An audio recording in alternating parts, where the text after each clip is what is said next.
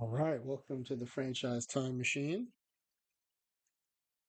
We're on here at our regular time on the weekend. Saturday tends to be one of our slower nights. I think most people are out. We also don't have the benefit of following Ezra Denny, who has always been kind to us by raiding into us and giving us a head start on our audience. And also, there's no Max LP80 after us tonight. So, um, it tends to be one of our quieter nights, but I have a fun experiment that I wanted to run. So we're going to go ahead and do that. I was going to do an experiment with knuckleballs, but while kind of, are we on an ad break? No, I'm going to pause for ads.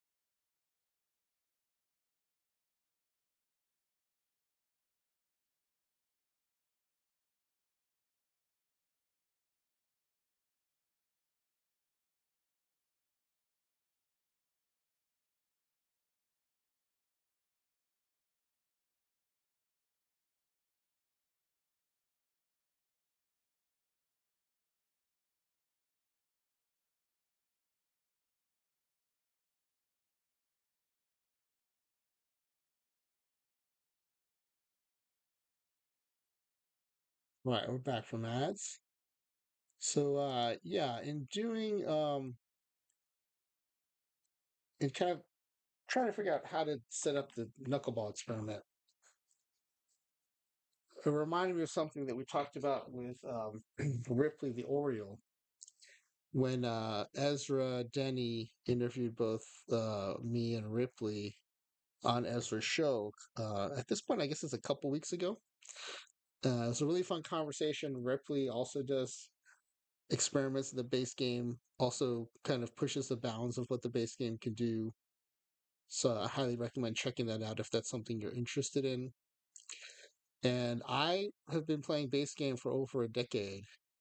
And you've seen in my streams how much I kind of push the envelope on what the base game can do and do experiments to figure out, how does the base game work, right? What are the calculations? How does it approach the game?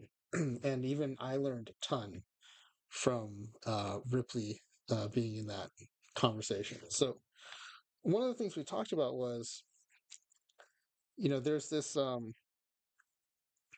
there's an understanding that starting pitchers. Well, let me backtrack. There's a general understanding from OOTP that when pitchers go to the bullpen, right? If you take a start and take them to the bullpen, they'll only use their top two pitches. And that has all kinds of implications on their stuff and how they pitch out of the bullpen. Um, the reverse of that is if you only have two pitches, supposedly you can't be as effective as a starting pitcher. But what's not clear is okay, well, are there diminishing returns after you get to three or four pitches? Right? If you're like a Yu Darvish and claim to have 10 pitches, does that even matter? Now, one of the things we heard, um, now I can't remember if this is something Ripley found during experiments or is something that Ripley heard from OOTP, but that essentially there's not much advantage to having four or five or six pitches once you get beyond three. And so I kind of wanted to test that to see like, is there a statistically detectable breakpoint um, beyond which you don't see any appreciable improvement in performance beyond three or four pitches. Now, normally that's really hard to detect because you have all kinds of other factors, but we have this great completely average league where, I should make a slide for this. I want to do that for the well, actually, we can just do it live. Let me, well, first let me fire up the base game. So I have to reboot now before I stream every time because My laptop isn't the greatest. It tends to get bogged down when running OOTP and OBS. In fact, last night, pretty rough stream with the pack ripping and the computer freezing up or lagging quite a bit. Also, not related, but ran into the card collection limit a couple times, which also required a bunch of like working around. So let me put the base game up for a second. Why don't we just make this slide on the fly? Since it is a quiet night, you might as well do some of this housekeeping stuff.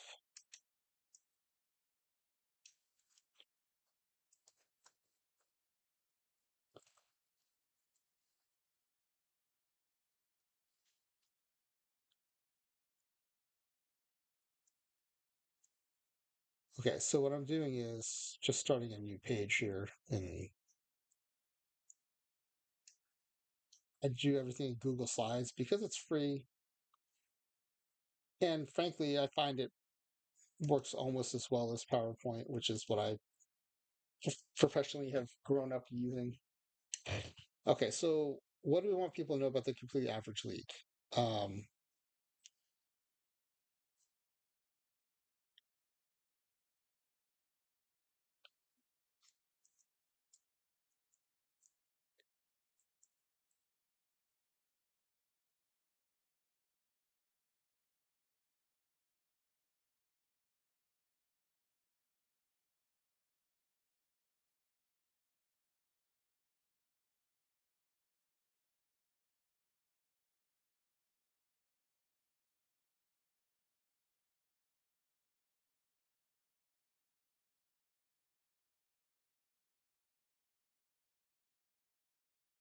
all players are are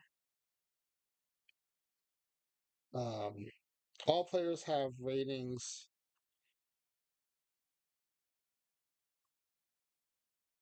All players have identical ratings, or all players are identical. All players are as close to MLB average as possible. Um, no interleague play.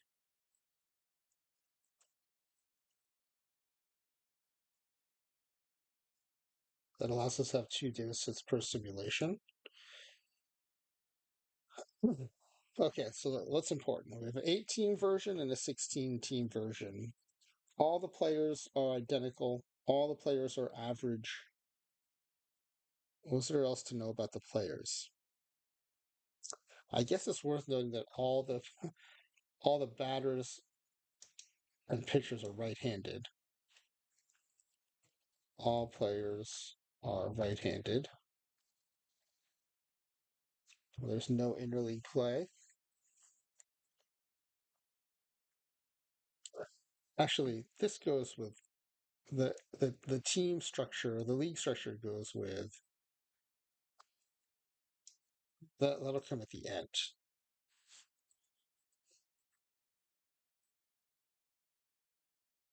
All starters have 4 pitches: fastball, slider, curveball, changeup. All relievers, 2 pitches. Okay, I think that's enough. I think any more is maybe a bit too in the weeds. Even the pitching stuff, I wonder if I'm just including that because it's top of mind because I've been thinking about this pitching experiment. Um, yeah, so we have this complete average league that we can use. Now, we're only going to use the starters because this 4 pitch thing, if we're going to test it, we're going to test it with the relievers separately because I don't want to conflate the results. Now, one thing that we found is typically we use the team results as the kind of the indicator of which attribute is the strongest. Right. So typically what we do is one team in each sub league would have all their starting pitchers have one pitch. Then another team, all their starting pitchers have two pitches, and so on. And we would name the teams one pitch team, two pitch team, three pitch team, four pitch team. And until now, and we'll still do this. We've said, okay, whichever team has the best record, that's the thing that's most effective. Except with the changeup experiment. No, what was it? It was not the changeup experiment. It was the.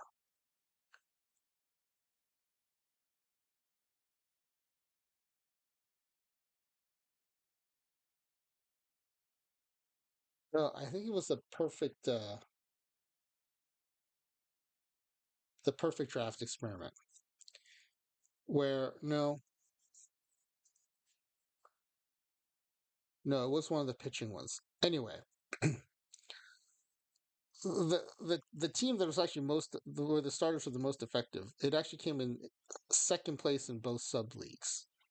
Second place in the AL, second place in the NL. All the other teams were kind of mishmashed. But then when we looked at the pitching stats, it was very clear that this team that finished second in both sub leagues had the most effective pitching staff. Lowest whip, lowest ERA, highest strikeouts per nine.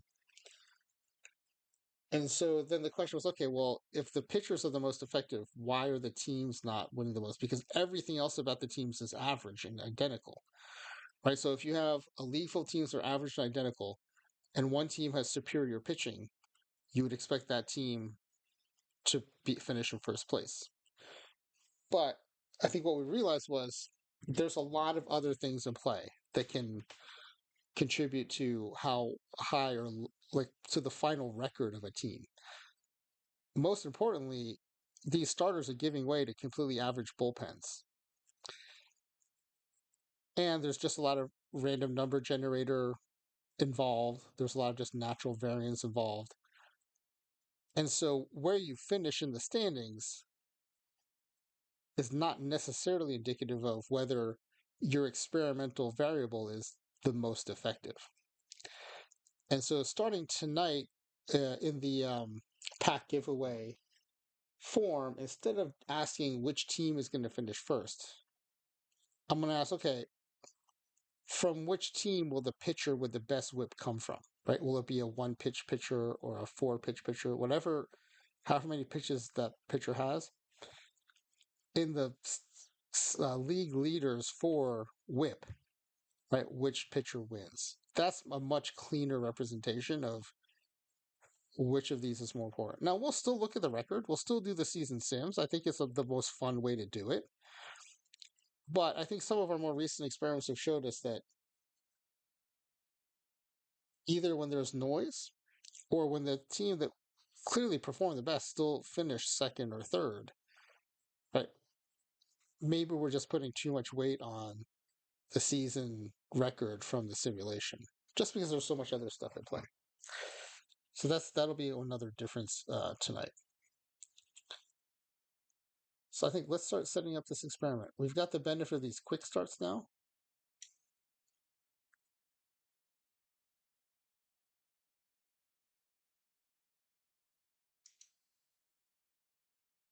So we have a 4x4 completely average league. We're up to quick start number 6 here.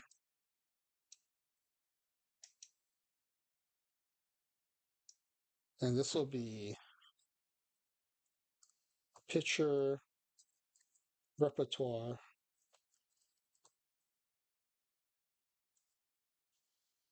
view 1.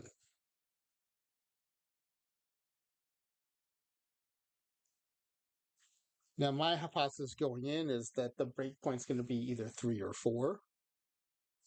If it's 4, it might be worth redoing this experiment with 8 teams. Hey, Tankmado, welcome in.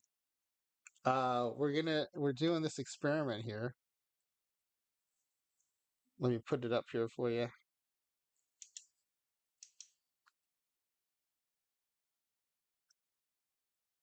we're gonna see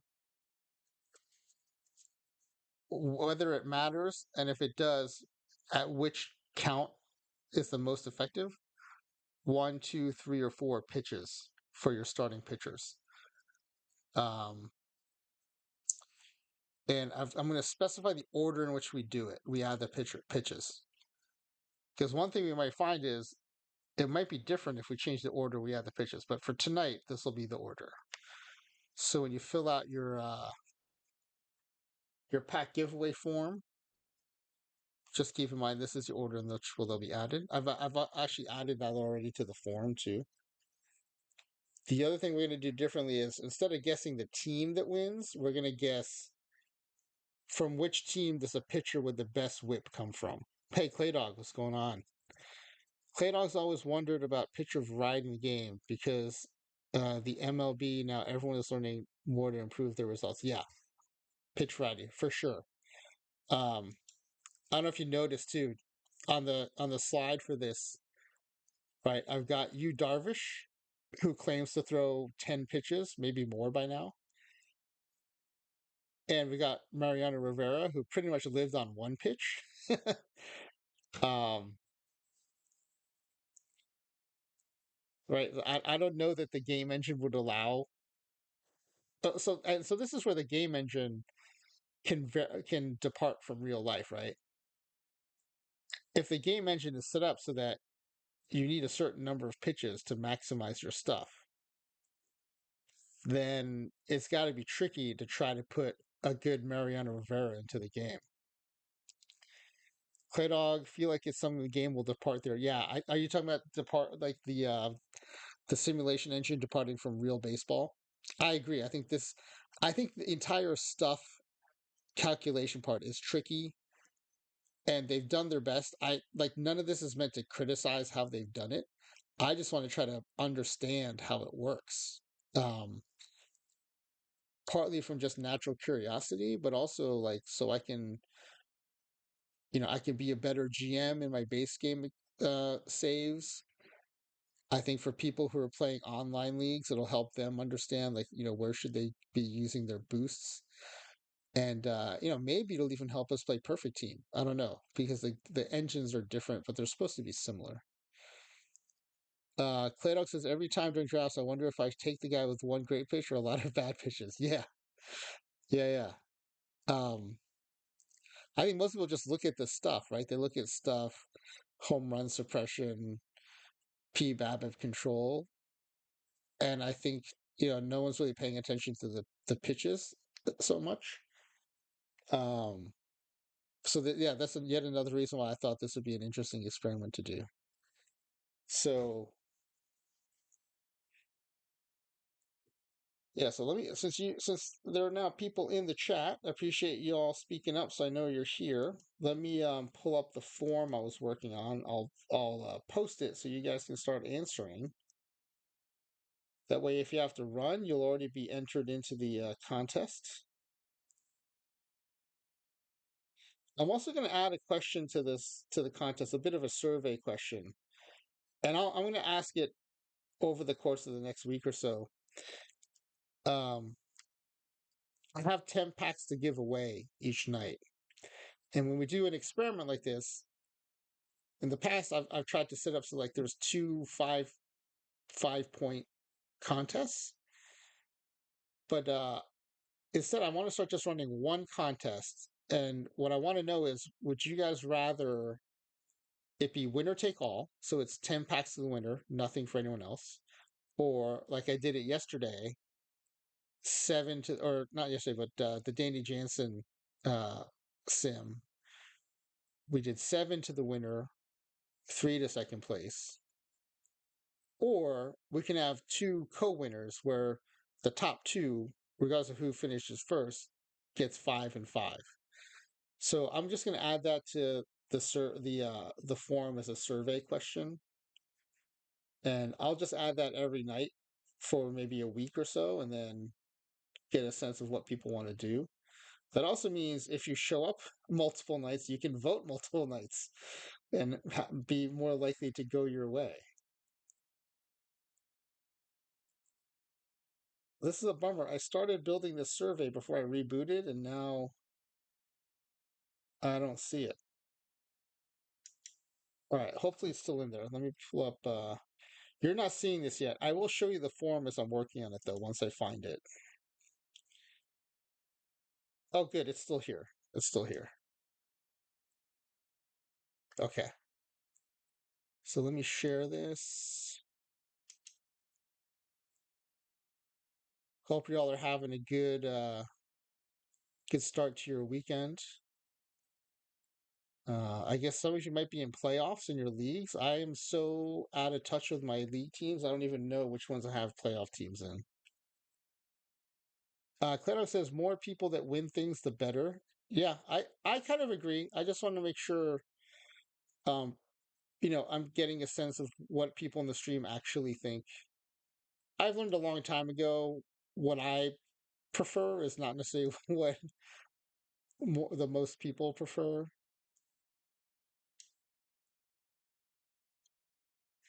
Okay, so here's the form for tonight's contest. Number of pitches. Clayton wants a participation. How about this? 10 winners, everyone gets one pack. um, so in tonight's experiment, right, we're going to use the 8 team league, which is 4 in each sub league. Tagmano says half the time I don't even fill out the form just because I'm here for the stream, not just to get stuff. Hey, Tagmano, I appreciate that, but part of what I want to do is show my appreciation for you all being here by giving you packs. So please fill it out. I would like for you guys to come away with something too. I appreciate what you're saying. I appreciate y'all being here and being so involved in the chat. But I went to get these giveaways approved so I could give the audience stuff because I appreciate you all being here. Uh, there's only 5 of us here. We all get two. I do like though that I'm able to give some of the best pack odds in the OOTP universe. I think that's kind of fun. It's our own cozy little corner of the universe here late at night, especially on a Saturday night today. All right, so here's what we're gonna do. The one pitch team is just gonna have fastballs, and they'll have the same velocity everyone, which I think is 91 to 93 miles per hour. It'll be 400 rated like everybody else. On the 2 pitch team, we're going to add the changeup. And I'm going to go in that order because we've identified that changeup is the second most important, or is the most important pitch. So we're going to add that next. Um, Holofant says, in my opinion, it's like gambling. There's not a right or wrong choice. Higher risk, also higher reward with one choice. Lower risk and lower reward with the other. Yeah, and I think that's the right way to think about it too. Most of our contests, I don't think there's a way to be good at it because we're testing such weird stuff. I'm I do think it's less random than like marbles or the wheel, right? Well, of course, the wheel is totally random. Um, I mean, but maybe I'm wrong because Smiley Face Jane keeps winning a bunch of packs. But I like to think like our experiments are so weird that it's still pretty much a dartboard. Oh, Holly was. Oh, sorry, Holly. I thought you're talking about the pack giveaway. If you're thinking about the number of pitches, yeah. But what I do want to find out though is because when I first started playing out of the park base game, this was like over 10 years ago. I remember hearing one of the things in the forums was the more pitches you add, the more all other things equal, right? The more pitches you add, the more your stuff increases. Um, but even then, when I was like putting myself and my friends into the base game, I felt like there was diminishing returns because I tried to make one of my buddies a drunk ball pitcher, and his stuff just didn't get higher the more I added pitches. So I do think there might be something to there's some point at which it doesn't get higher. So, but that's part of like what we want to try to find out tonight. Tomato did an experiment today, played 4 seasons, 27 Yankees twice, once with Ruth, once without, but adding 2001 Bonds to take his place. Did the same thing with the Giants, swapping Ruth for Bonds. Interesting. That is interesting. I haven't been on Discord yet today, Tomato, but if you haven't already, please feel free to share your results on there. I really like seeing the stuff y'all do out in the community and share with us.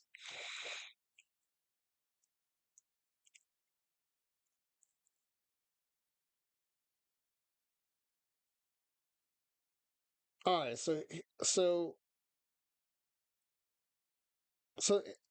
I do think the we're gonna still keep doing the league and do standings because I think it's the most fun format for testing out stuff. But I think in a few recent experiments, when there's been a lot of noise and there hasn't been necessarily like a runaway winner, but the team that was clearly statistically the best did not always finish first in their league. But we were treating the league winner as like the most effective whatever thing we were looking at. And so I think that's still a fun way to do it. But when it comes to like figuring out, okay, like how many pitches is optimal, I do think we need to look at, okay, let's look at something like whip and see how many pitches the top whip pitcher has. And then especially if there are they are disproportionately represented in the top seven. That's one of the things I was going to check. It is seven, right? I want to say the league leaders in the stats sheet at the end of each season is 7 players. Because that was even my second question. It's like, okay, which team, right, is the pitcher with the highest whip? And then I guess it's technically a tiebreaker. Tiebreaker one. How many pitchers with the same number of pitches are in the top 7 combined leagues in whip? And then tiebreaker 2, which should almost certainly break the tie, is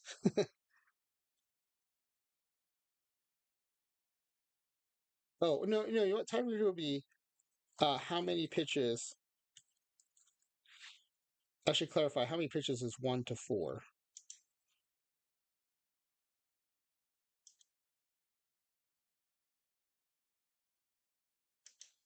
Oh, it's multiple choice, so you know it's 1 to 4. So never mind. How many pitchers with the same number of pitches are in the top 7? Oh, sorry. How many pitchers with the same number of pitches as the whip leader? Okay, and then tiebreaker 2.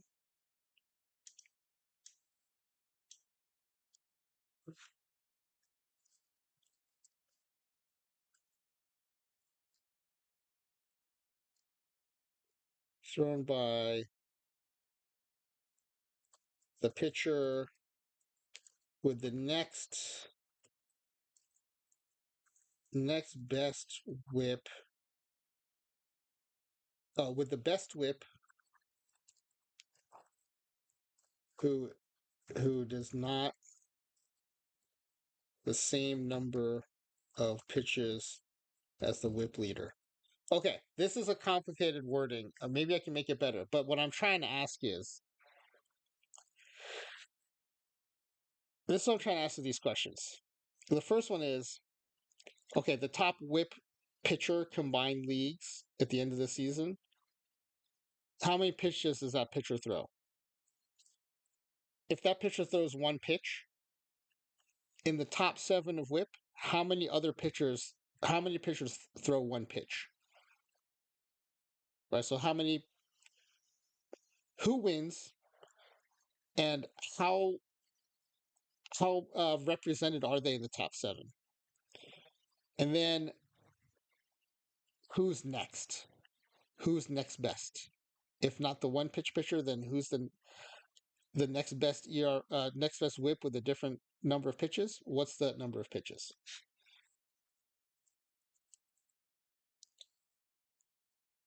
This might be one of my worst worded surveys, but and then tiebreaker three, this will break the tie, is what will be the combined league leading whip?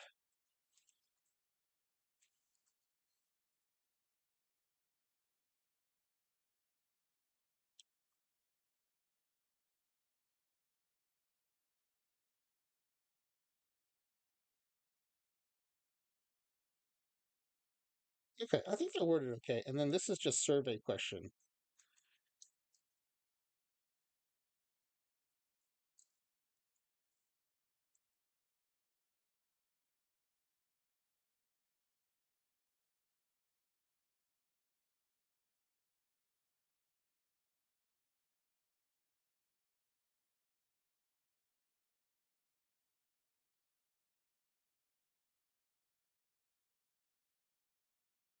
And I'm going to ask for just multiple choice there. All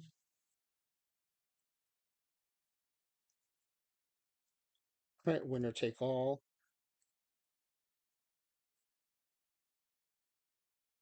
Seven packs.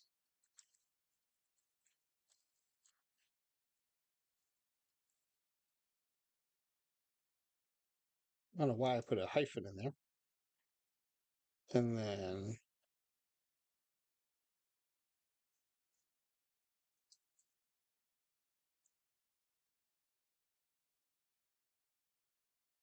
that's kind of like co-winners.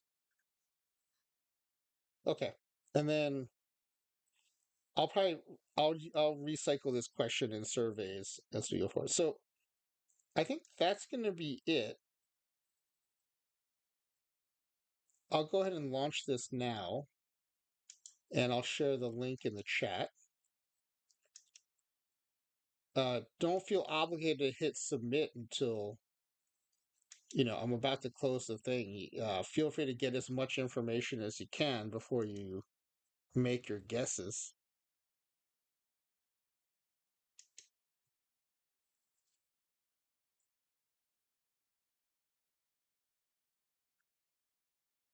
Link to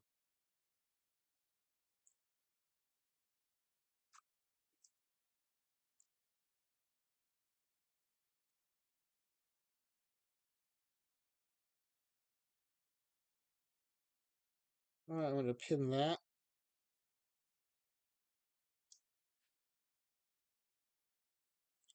Okay, so let me switch back to the game, and we'll start setting up the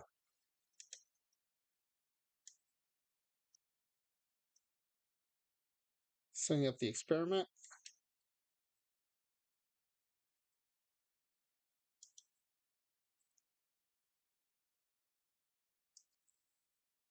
Okay, so I've already opened up the quick start with the 4x4 league. That's where each sub league has four teams. So we'll basically get two 4-team experiments in one shot here.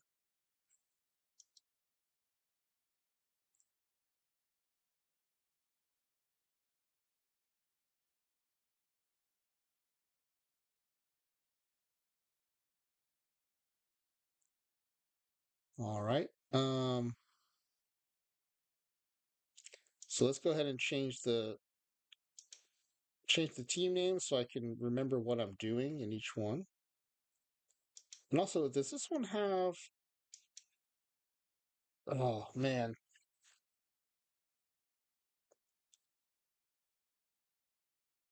Talk Beta going in circles in the base game. Where's the box to turn off injuries? Oh yeah, no problem. Let me do this first though. Let me uncheck these things real quick, and let me get the mailbox settings.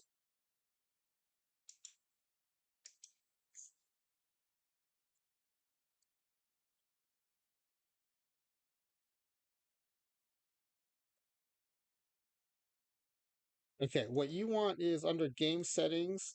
Uh, Under players and team, it's the first box here. Enable injuries. It's usually checked as the default. You just want to uncheck that.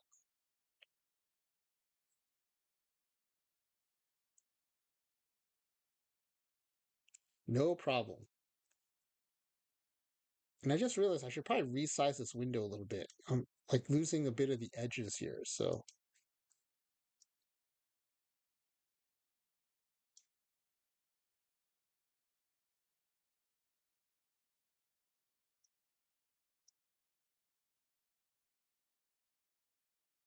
I don't know if that's a little better, but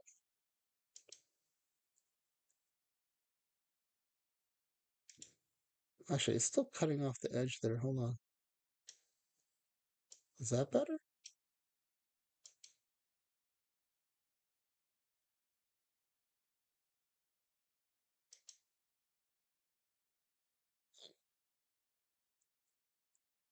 Okay. Anyway, um, let me save this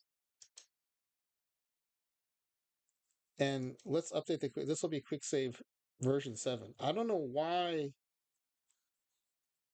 I don't know why the I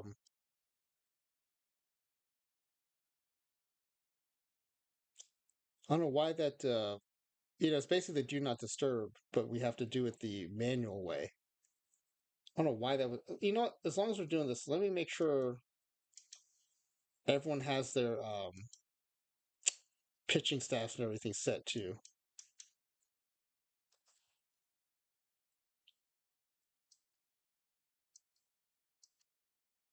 Okay, at least that was saved in this. Let me check the lineups too. Okay, that was one of the other big issues we had is that that hadn't been done. Okay, so this will be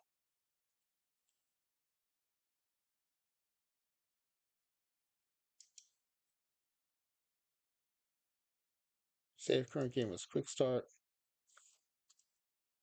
average league QS07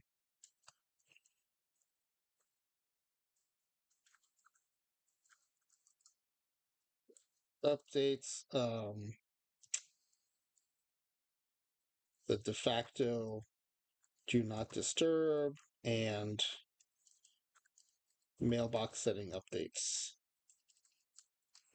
Okay. All right. So let's go into the league structure and rename our team so we don't forget what we're doing. No, not the schedule editor. Sorry about that. League structure. Okay, so this will be the one pitch Angels,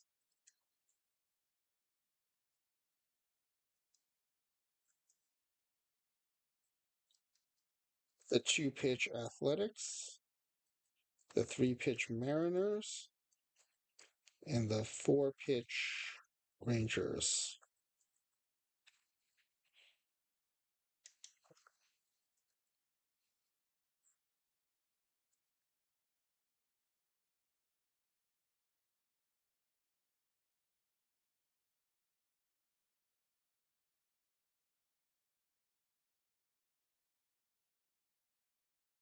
Okay, so then when we go up here, let's just make sure. Perfect. All right, now when we go into their pitching staffs,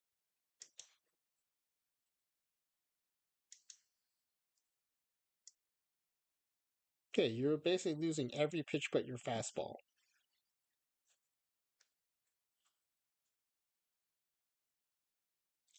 I'm actually really curious to see what happens to this one pitch team. If all you have is a fastball, what happens to you?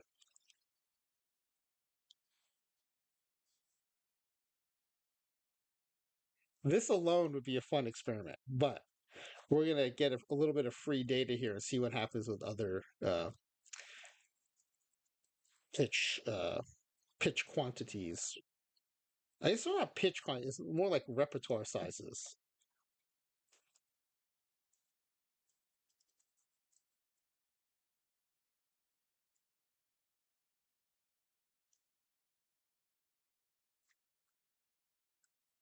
But yeah, but this alone would have been a fun experiment just to have a couple teams in a league where all your pitchers just have one pitch. I assume you just get crushed, but I mean, who knows? I mean, it all depends on how the game's set up, right?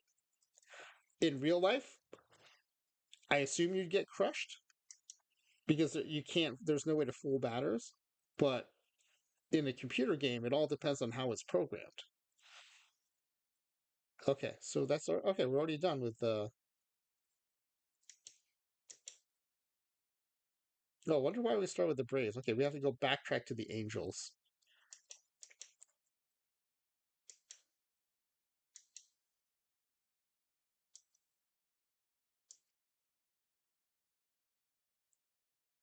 Operator says, I can tell you what happens in real life. Yeah, everyone's just going to sit fastball, right? And you'll get crushed, is I think what would happen in real life.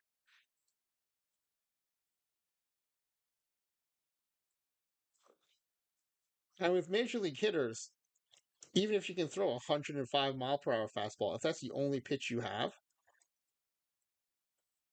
they're going to figure it out.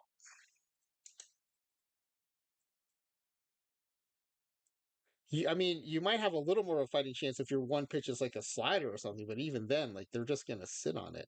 That's why Mariano Rivera is so amazing. Like, there's no one who thought anything other than a cutter was coming, and he still threw the cutter, and he still got people out.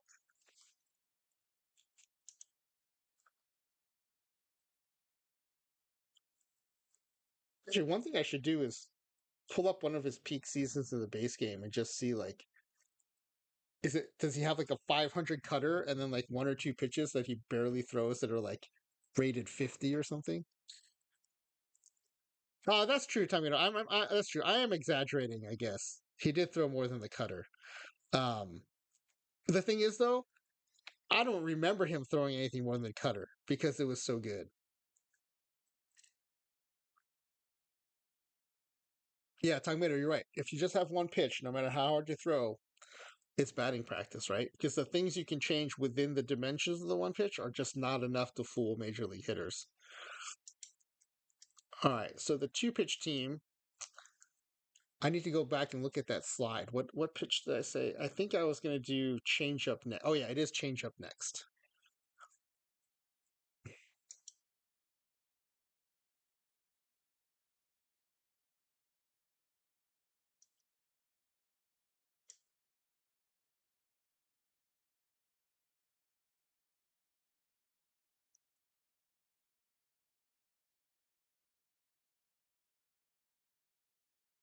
Okay, so now you have what we've identified as the most powerful pitch in the game.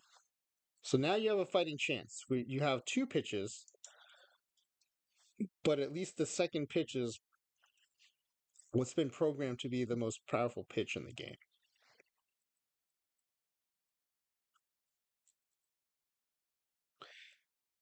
Claydock said, and that's why pitchers now build their repertoire up to 5+ pitches. Read an article that interviewed players not too long ago about that, and they talked about how hard it is now to sit on pitches. Yeah, I think the flip side of that though, it is hard to throw that many pitches effectively.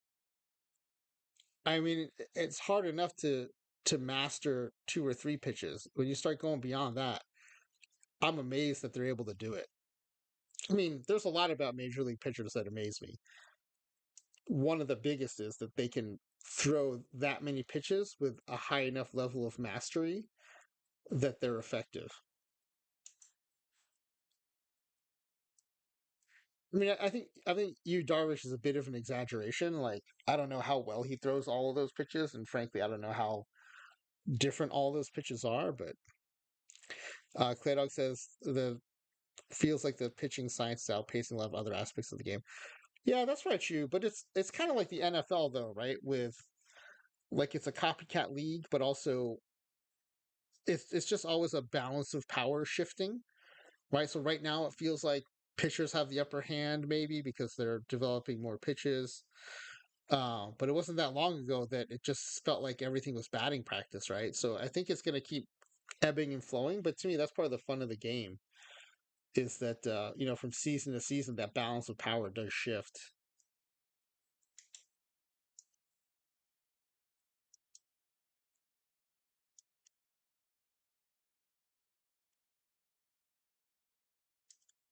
And I do think it's funny, like when those shifts do happen, some people act like it's the end of the world. Like, oh my god, this is happening. We have to fix the game. Uh, yeah, true, Claydon. If it is in MLB's interest, though, if the shifts do favor more entertaining baseball, whatever that might be at the time. The internet shows, at least for his last 5 years, Rivera threw his cutter between 80 to 93%. Yeah, so that is surprising to me. I would have guessed the 93%. I wouldn't have guessed the 80%. But I mean, if that's what the stats say, I believe it. Does it say what the other pitches were? Like, what's his second most? I mean, is he ultimately like a fastball slider pitcher with the fastball being the cutter, or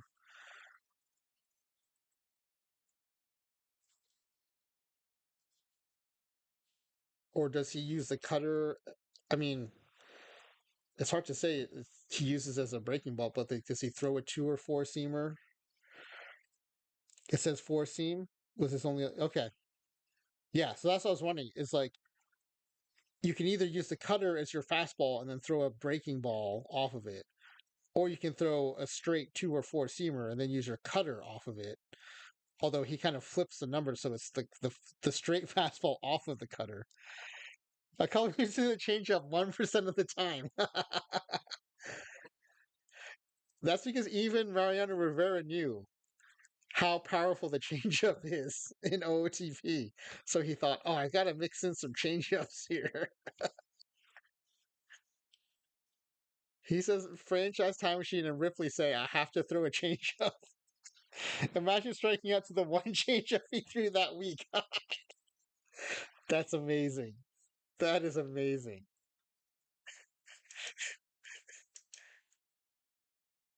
All right, three pitch. Tom Mado would be that guy. All right, I have to check real quick what I said the third pitch would be. The third pitch is the slider. And I think the reason I did that is I wanted to go fastball, off speed. The slider is the most fastball ish of the breaking pitches, and then curveball. So we're kind of going fastball, off speed. So fastball, changeup, slider, curveball. That was my rationale for doing that. And and we can always redo it with the different order, um, right, or with more pitches. I frankly, I do think we may come away from this needing to do like an 8-team league with going up to 8 pitches to see, where we hit diminishing returns. But that's why we do the experiments because we don't really know for sure. Okay, fastball, changeup, slider. So basically, I'm just deleting the curveball.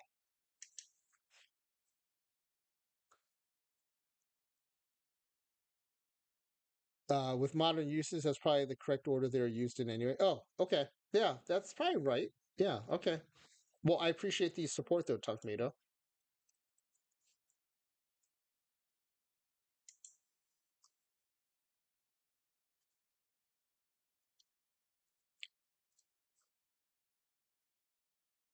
Tuckmado, man, it was cool watching you hang in there for so long in the hot seat yesterday in the pack rip. Uh, that was some drama with the card changing four packs from the end. Slider maybe even higher than changeup. Oh, because of relievers. Yeah. When we talk about this, I think we should definitely talk separately about starters versus relievers. And I think there's a whole set of experiments we can do with relievers too.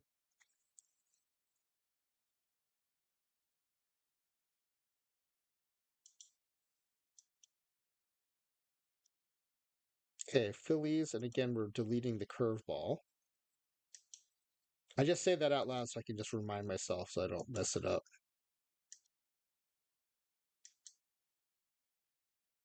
Time Plato laughed so hard was 4 packs left, just like last time. Yeah, right? 2 times in a row, it changes right with 4 packs left. That's unbelievable.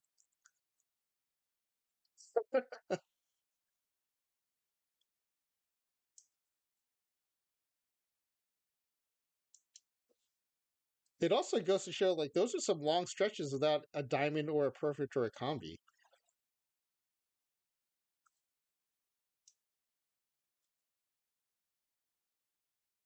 So no wonder, like, it feels like to people like they have really crappy pack luck. Okay, and then for the other teams, I don't have to delete anything because they're just keeping all four pitches. So I think we're actually ready to sim. Let me quick save this as an experimental quick save now.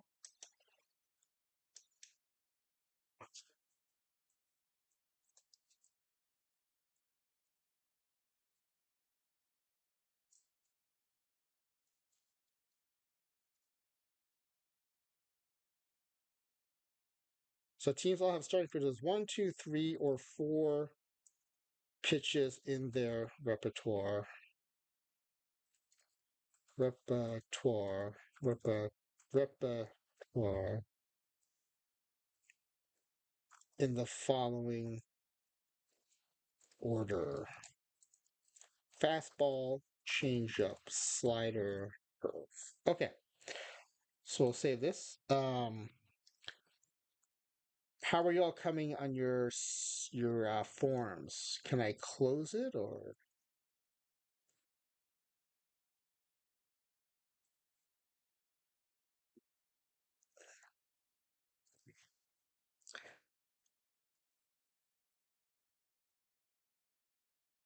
Oh yeah, yeah, no worries. Yeah, Claydock, no worries at all.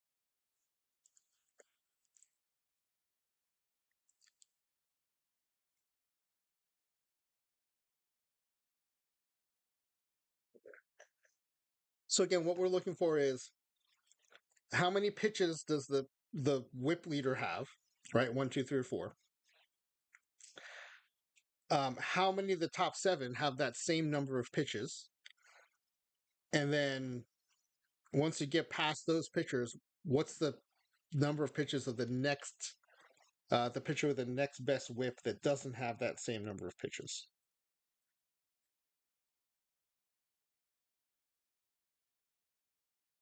Sometimes I realize like my questions are a little complicated, but I figure like this audience can deal with it. You guys are all smart and nerdy. That's why we're all up at we're all up in midnight on a Saturday night watching computerized baseball. So um I figure I can get a little complicated with the contest questions.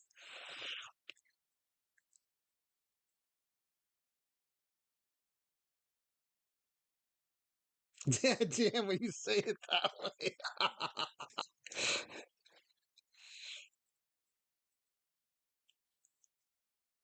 I mean, I will say once we had kids, like our nightlife completely went out the window. So to me, this is a fun Saturday night.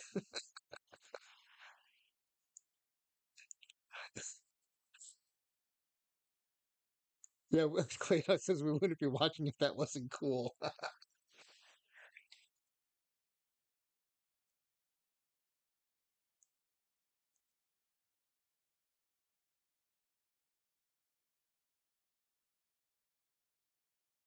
I mean, this is probably y'all's best chance to win because Smiley Face Jade isn't here to win all the packs again.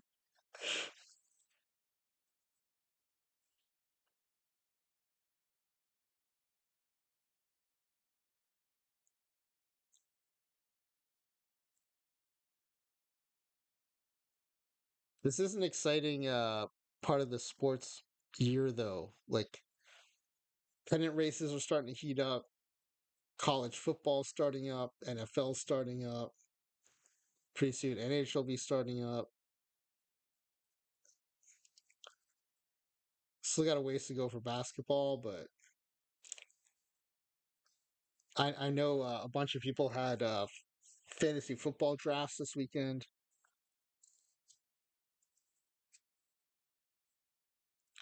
Yeah, Clay Dog's favorite time of the year, college football and major. Yeah, that overlap between baseball and college football, that's like a real sweet spot there.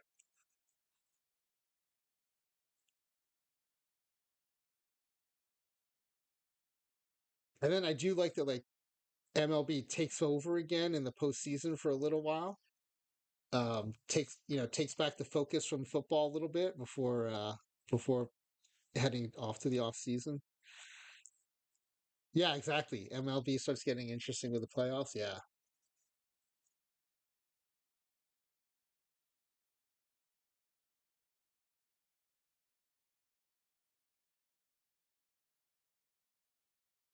I do worry that at some point, and I hope this doesn't happen, but like MLB is going to start getting like the NBA with all the load management.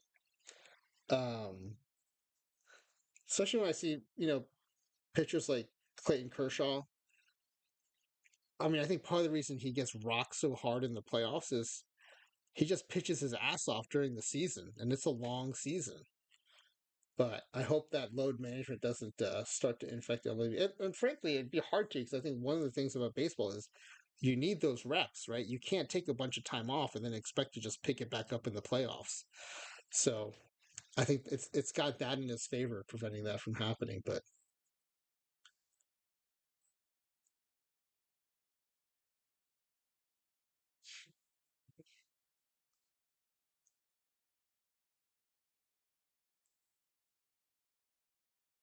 and I appreciate what you all said about you know not needing the packs to come here to be entertained. But I want you to win the pack, so I hope you'll all enter.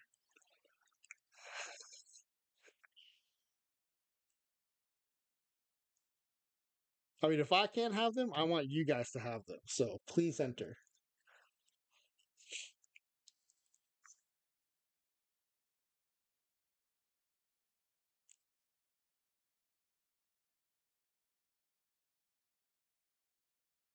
Yeah, this has been interesting though.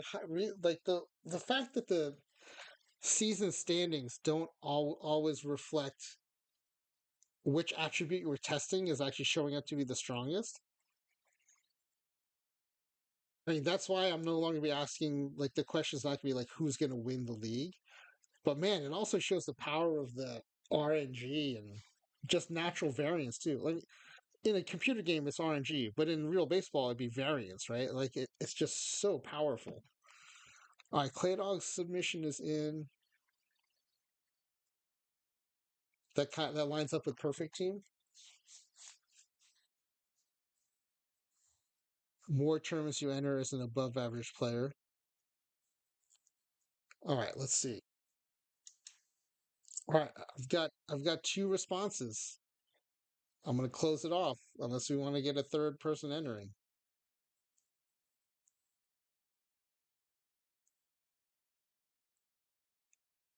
Is anyone else working on it? I don't mind waiting a few seconds here if you're about to hit submit.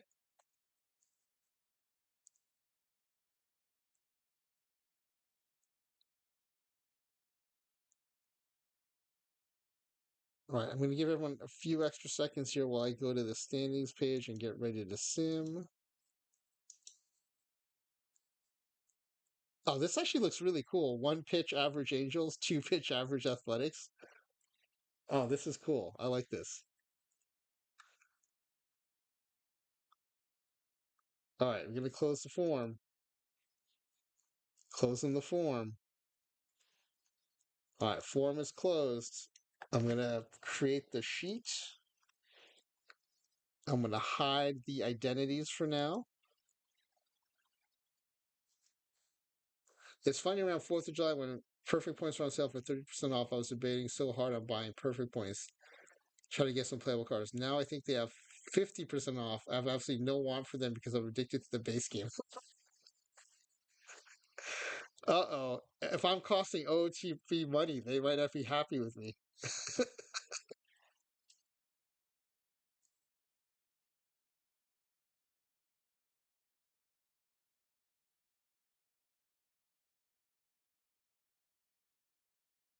All right, we're gonna have to go to the final tiebreaker. I'm gonna show you this just to show you, but it's pretty clear here.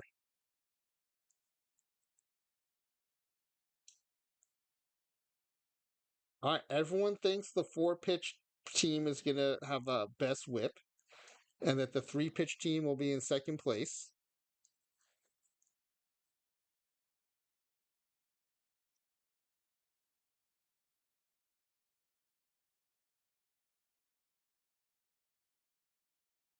Oh, this is interesting though. Y'all think only three of the top seven are gonna have or be four pitch pitchers. That's interesting. Like that's the one I thought would really break things up. But you both guessed three. That's really interesting to me. All right. And then and then the second best whip will come from a three pitch team as well. So we are going to have to go to the leading whip. So we'll see what happens there. All right, let's see what happens. I, I do think what might be an even more interesting question is, and there's no way to really ask this cleanly in a question or to be able to answer it like succinctly. But coffee office exam.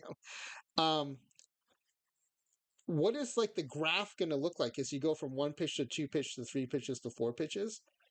Is it going to be like a straight line? I think most of those probably think it's going to be a curve where you start to have diminishing returns as you go up.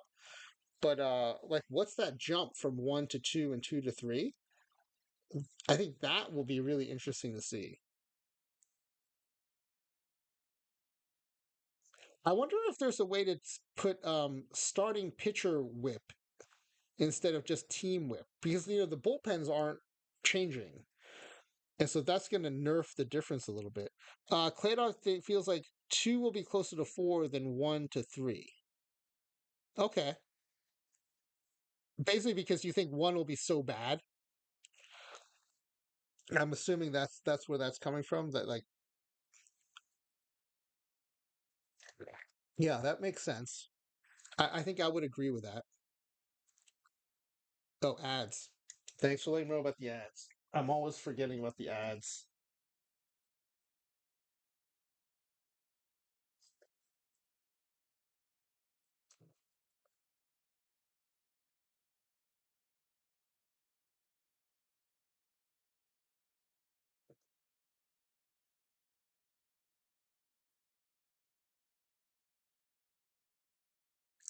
Actually, let's do this.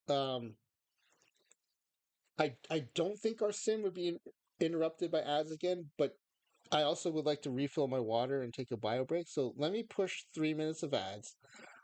Let me go grab some more water and take a bio break, and then we'll come back, and that way we won't get interrupted for sure.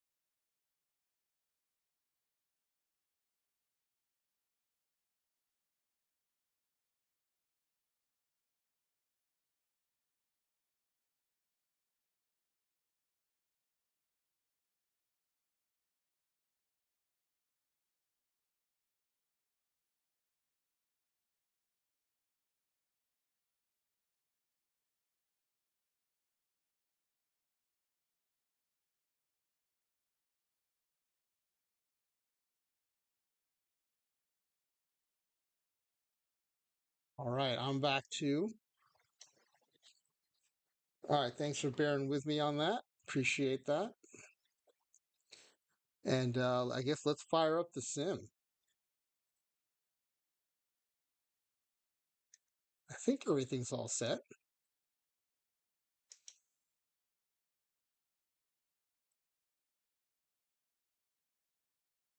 All right, we'll run our usual little bit of March here, get a little taste of what's coming.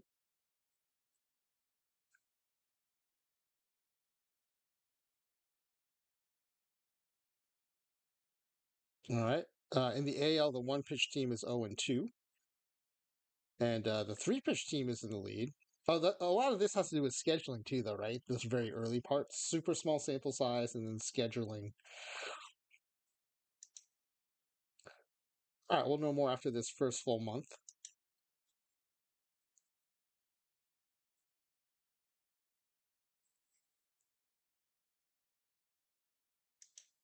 All right, let's see what's going on here after 1 month. 4-2-3-1, but 2 and 3 are only separated by one game. In the other league, it's 3-2-4-1. Again, I never know what's going to happen with these things. The three pitch team is a 4 game lead over everyone else. Again, though, my suspicion and why I've changed the questions on the pack giveaway is that the standings are covering up like what's actually happening in the pitching because of things like the bullpens being the same and RNG and variance. So, but we'll see. We'll see.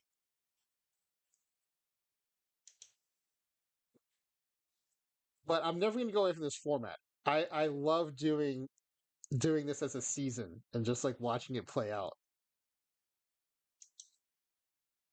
Okay, four is running away with it in the AL. Um, Interesting though, the biggest gap actually is from 4 to 3. Okay, Clay Dog likes the season format too. I'm glad. I'm glad. Um, and thanks to Peeboo, one of my favorite parts now is looking at the accomplishments at the end of the season, especially when we have, when we're using, 550 rated players. Some of those accomplishments are crazy, entertaining. The other thing that would be interesting to do is to do this with 550 pitches, right? Like, if we just crank up the sensitivity, do we see even more differentiation? And we might.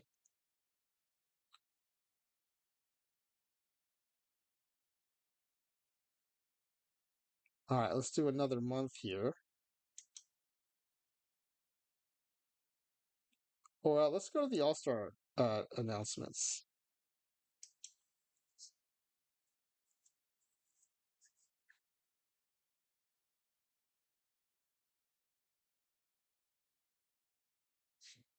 All right. All right, there's definitely something with 3 and 4 are tighter than the others.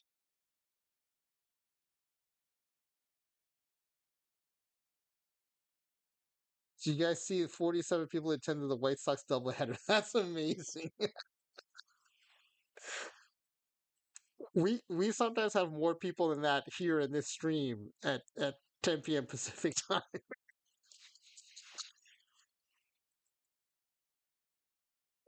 The picture saying, "Oh, I bet." Could you imagine going to that game and not coming away with a foul ball? And you can just like run all over the place chasing down foul balls.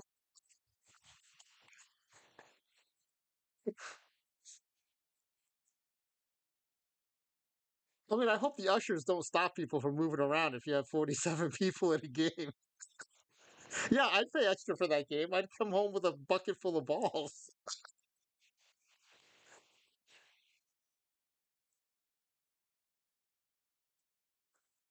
My buddy was like, "Why didn't they all move down to the first row?" I was like, "Because the one thing, yeah, right. There's always that usher who's going to be like, no, no, you can't come down here."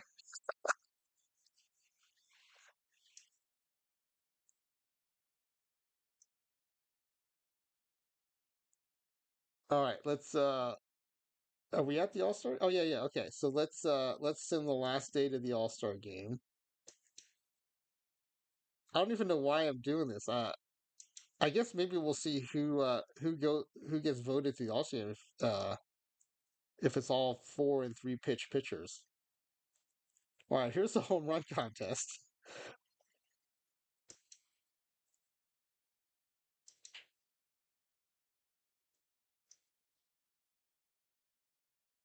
I mean, look, some dudes are hitting 22 home runs at the All-Star break. Completely average. That's not bad.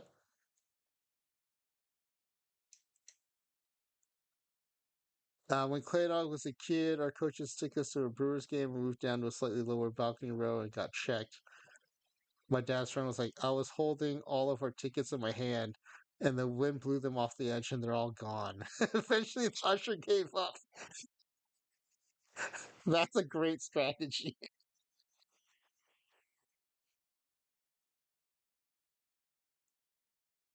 Here's some more RNG though. On the one side of the bracket, it's 11 to 10, right? A one home run differential. On the other side, it's also one home run differential, but it's 6 to 5.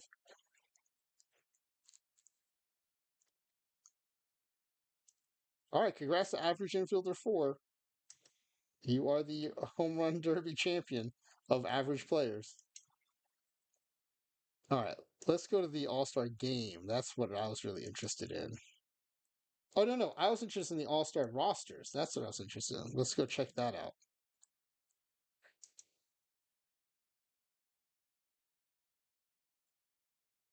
So the pitchers, yeah, it's all 4 and 3 pitches, but the 3 pitch pitchers, there's got more votes. Or I mean, I guess it matters how you look at it, but the 4 pitch pitchers were in first and fourth place. The 3 pitchers are second, third, and fifth.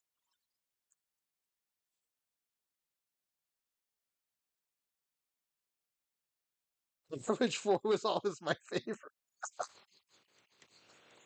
That's the jersey I always got was average 4. I'm fairly sure, but not positive. The one on bottom goes second, and if they hit, okay, so they stopped because they didn't. Okay, that makes sense, Tomato. That would make sense.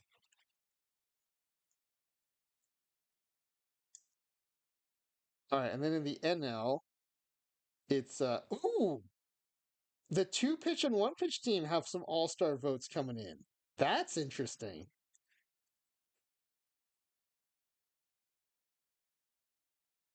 Okay, I need to. I did not think I was going to want to bother with these, but I'm going to actually capture these All Star vote results. That's kind of interesting.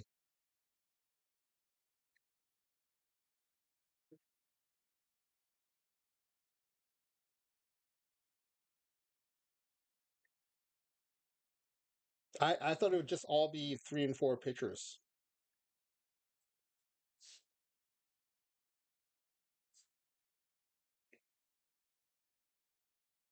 National League, and then who gets selected? Okay, who's actually selected to the team? 112 3344. Oh no, that's the starter number, not the team number. Oh, I need to change the 3 letter abbreviations. I bet I can see up here though. Okay, Oakland is a 2. The Angels are a 1.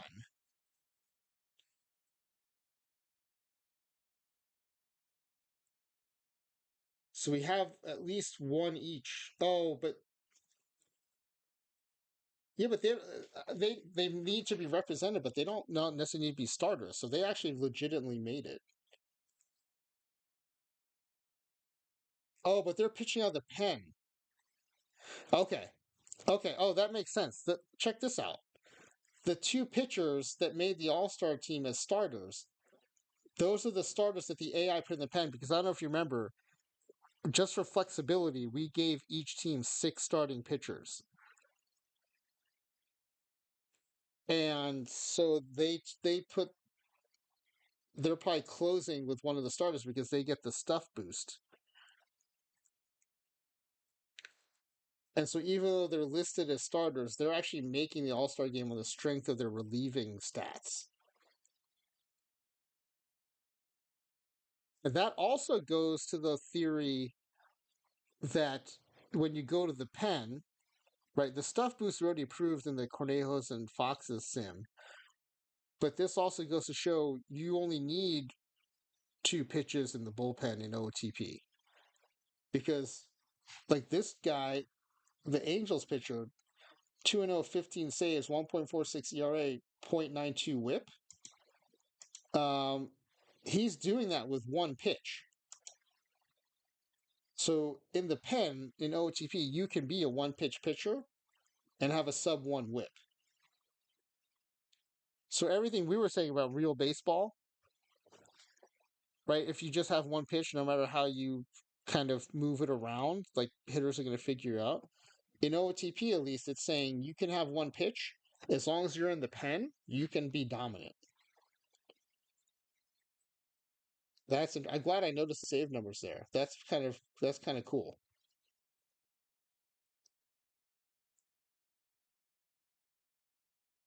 But everyone else is Seattle, Texas, right? Which are the 3 and 4 pitch teams.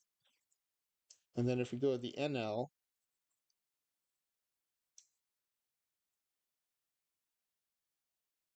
right, your starter one is pitching out of the pen. Philly has how many pitches? Philly has 3 pitches.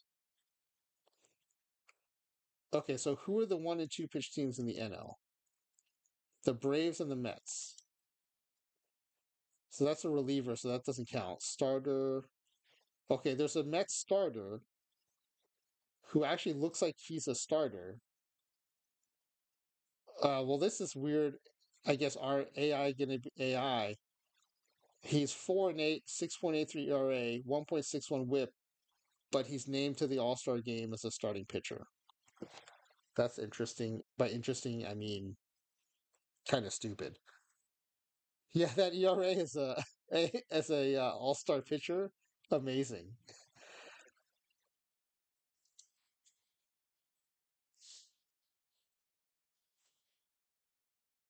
Typical fan voting. Yeah, I turned popularity off, so this is supposed to all be stat based. Okay, I grabbed those. I did copy and pasted those into a notepad, so we have those now. That's really what I want to see is if any of the 1 or 2 pitchers made it in, and it makes sense that the ones in the pen made it in. That makes a ton of sense because their stuff is going to be higher than any other reliever stuff because all the other relievers were designed to have that average stuff um, already. So these starting pitchers are coming with a boost above that. So they're going to be by far the best relief pitchers in the game.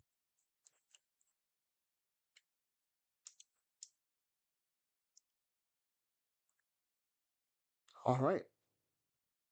Average starter four versus average starter four. All-Star game MVP, average infielder two. The NL shuts out the AL.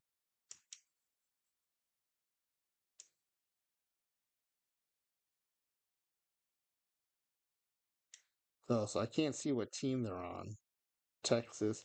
Okay, this is a good learning for me. I need to change the 3-letter abbreviations. Like I could have made them, you know, one one AL, two AL for like one pitch AL, two pitch AL, or something like that.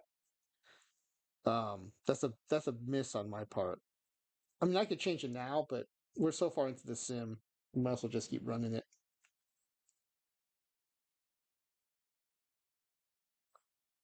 All right, that was interesting. Let's go back to the standings, and we'll finish out the season.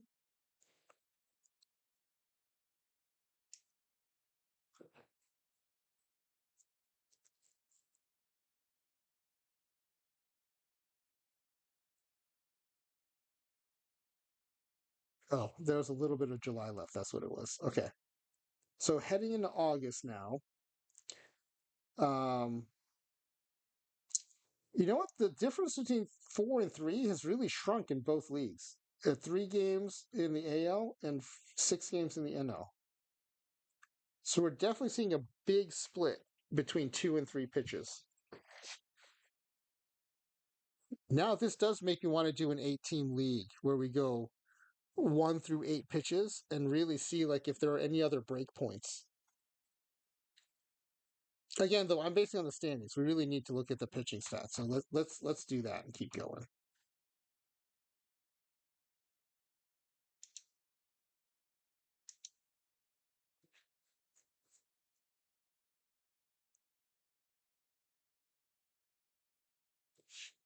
But in a case like this, I do think the standings, are pointing to something, and that something is that the big split is between 2 and 3. I mean, in both leagues, a one pitch team is 30, 33, 34 games out. Yeah, breakpoint is a good word for that between 2 and 3. Yeah, I agree. Even the gap, though, between 1 and 2 is pretty big. It's 10 in the AL. And granted, it's only 5 in the NL, but. All right, let's go to roster expansion when there is no. Oh, no, wait, we're already on September 1st, so we're just going to the end of the regular season.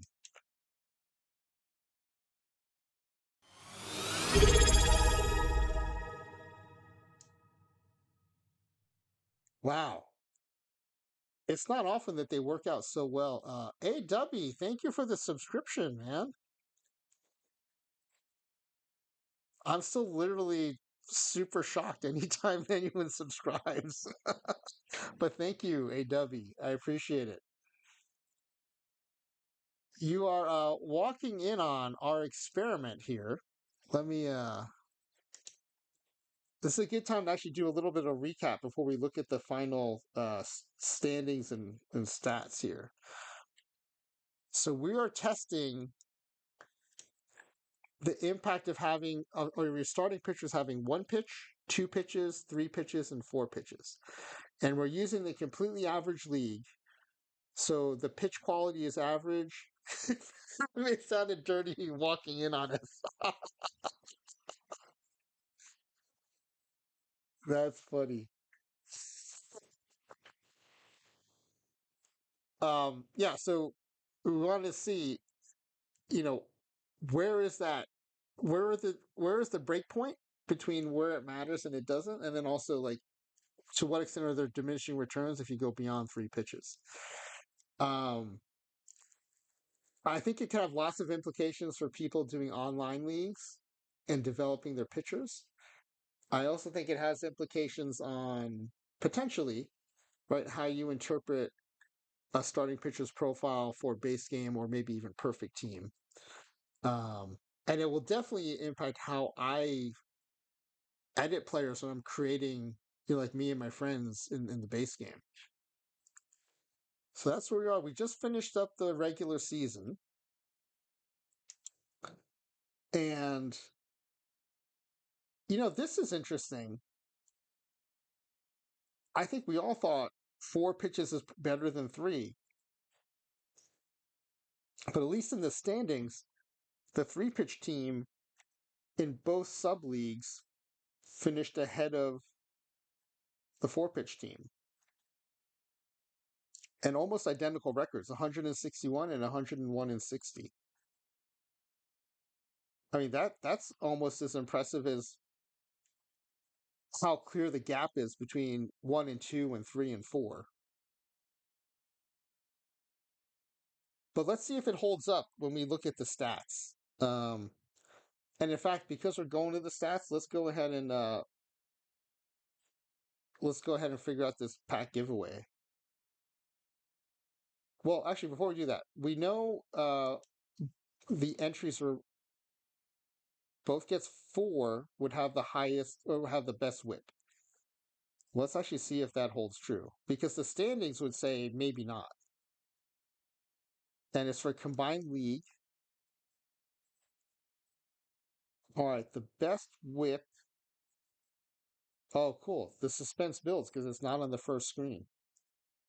Let's scroll down.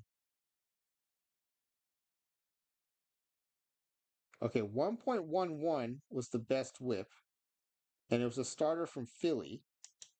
Philly is a 3 pitch team. The three pitch team. And then Texas is second. Texas is a four pitch team. Then Seattle is a three pitch team. So it's 3-4, 3-4, 3-3-4. So it's a mishmash. It's a mishmash of three and four. Hey, kitty poo poo. So to me, what that means is there's not much difference, if any, between three and four.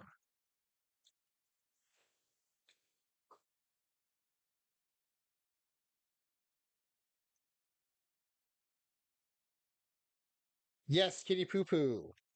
Um, Big win in terms of score, but I think the really big win was against Florida State last week, though. That was huge.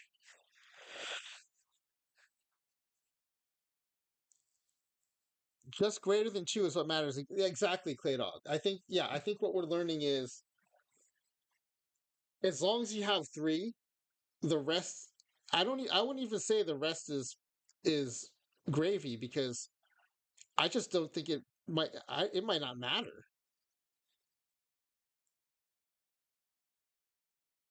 Yeah, AW. That's surprising, right? The Tech has never played Georgia State before, especially because I think we play them in basketball quite a bit. So I think in my mind, I just like conflated the two and thought, oh yeah, we must have played them a bunch in the past. Starting pitcher stuff is based off top three pitches and slight boost with additional pitches makes some sense. Yeah, so AW, I had heard that too, which is why I thought a slight boost in the average league should be a big deal. And so I thought, the difference between four and three would be much more clear. But it, both in the whip stats and in the standings, it's very muddy. Claro says, which must be hard coded in there with the whole moving starting pitcher of the pen, lowering their pitches down to two. Yeah, and again, right, we're dealing with, you know, the game's interpretation of what would happen in real baseball. And so I think we're starting to see some of those limitations. Yeah, AW, let's look at strikeouts per nine. And then we'll look at it at the team level too. Okay, this is interesting. It's all Texas and Washington. So Texas and Washington are all four pitch teams, right? So AW like nailed it. All the top strikeout per nine pitchers are four pitch pitchers. So for WHIP, it doesn't seem to matter much at all. And in fact, the league leader was a three pitch pitcher. But strikeouts per nine, the whole list is four pitch pitchers, which is that's almost what I was expecting in WHIP. But the fact that it isn't is like kind of fun to me and very interesting.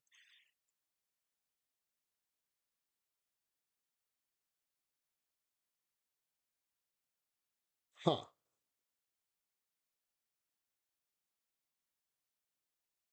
Let's look at the team pitching stats too.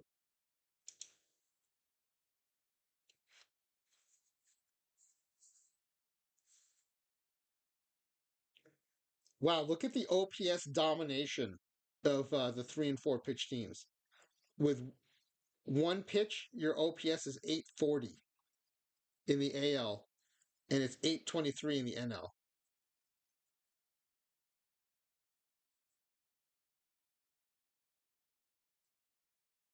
Right, in the AL, you don't even get much benefit from a second pitch. Your OPS drops like 0.003.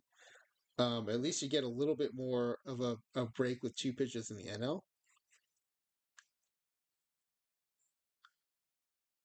Right, so the clear split in the standings, I think, is supported here. AW, the weird thing is, if you look at the standings, I don't know if you saw the standings yet. The three pitch teams won both sub leagues, but I had a whole kind of preamble to this experiment, which is one of the things we've seen in our more recent experiments when things have been a little tighter. Like with power for batters, it was so clear, like we didn't have this issue. But sometimes the dominant attribute is covered up by the fact that the bullpens are average, RNG, and just natural variance. And so I think looking at the stats is more important now than looking at the standings, even though the standings are fun. But it was weird that the three pitch teams did so much better in the standings than the four pitch teams. But when you look at the and when we looked at the whip stats, right, there was a pretty even mix. But then when you look at these, the four pitch team is better than the three pitch team, I think, in every category. But the difference is pretty tight.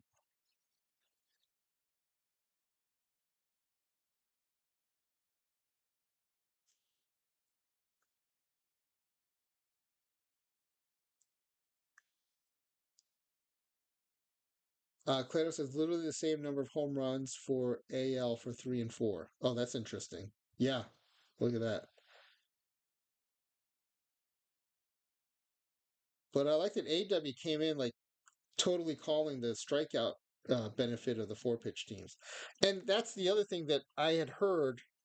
I don't, AW, it sounds like you probably weren't here when I was talking about this, but um, that each additional pitch does give you a bit of a stuff boost with diminishing returns. So definitely getting that stuff boost from 3 to 4, which shows up in the strikeout numbers. But look at the huge stuff boost, right, from 1 to 2 and 2 to 3. Right, you're in the 700s, jumping up to the 900s, then jumping up to the 1200s. I mean, those are big jumps. Yeah, AW says no matter the rating, it will boost it. But you do see the diminishing returns, right? 700s to 900s to 1200s, right? We're talking jumps of hundreds, but then the jump from 3 to 4 is less than 100. This will be a good graph. If I graph this out offline, it will definitely be like a curve showing a diminishing return curve. And now I want to do this with up to 8 pitches because I would really want to map that out and see what that looks like.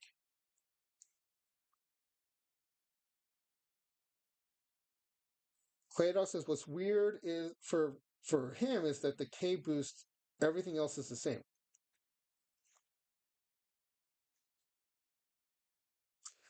I mean, when I think about it in hindsight,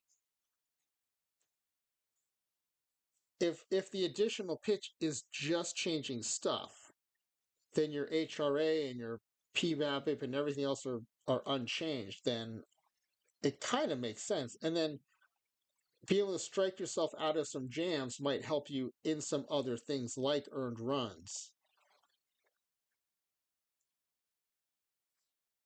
Wouldn't a higher strikeout rate lead to lower other stats? I don't necessarily think so because it's just another form of an out.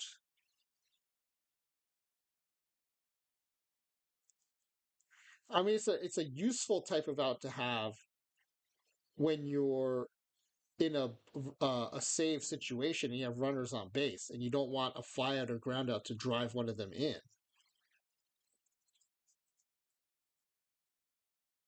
AW says the walk numbers on both sides are interesting. 3 and 4 are almost switched.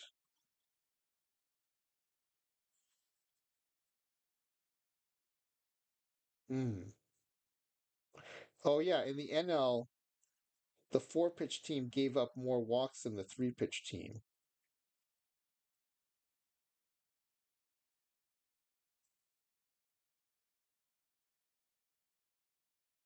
Also, Claydog, I think it depends. I think it depends on if the game is taking outs and turning them into strikeouts versus taking hits or walks and turning them into strikeouts. Right. And this gets back to how is the game determine what happens? Is it doing a big spinner where is it a hit or walk or an out? And then it determines what kind of out it is. In that case, it would just say more strikeouts, but not necessarily change anything else. So if anything, oh, this is great, Clayton, because I think what the way you're asking the question is leading me to the understanding that maybe it is the way someone described it previously, where the core game decides the outcome first and then backs into like everything else that happens. So, but what wasn't clearly understood was at what level is that outcome? Is it on base versus out, like safe versus out, and then what kind of safe versus what kind of out, or is it home run versus extra base hit versus single versus walk versus strike? So yeah, Clayton, you heard me say that before. Yeah, no, exactly. I feel like this is a really good example of showing that like that might be how the game engine is working. And I think actually, I think one of the people who said that to me is uh Charles Warbot TBD, because we're having a conversation about like how does the game engine work, and I think that was one of the examples he gave is like, does it start at the highest level first and then back into everything else? This kind of supports that. AW says this is definitely something for creative player leagues, most significant. Yeah, for sure, for sure. So yeah, if you want to have a good starting pitcher, you have to invest in getting a third pitch. But unless you really care about strikeouts, then instead of adding a fourth pitch, maybe you boost your changeup, right? Or this combined with some of the other stuff we've done, I think can really help people make the most use of their boosts. But look how close the hit allowed numbers, especially in NLR. I mean, it's only off by 14 between the three pitch and the four pitch team.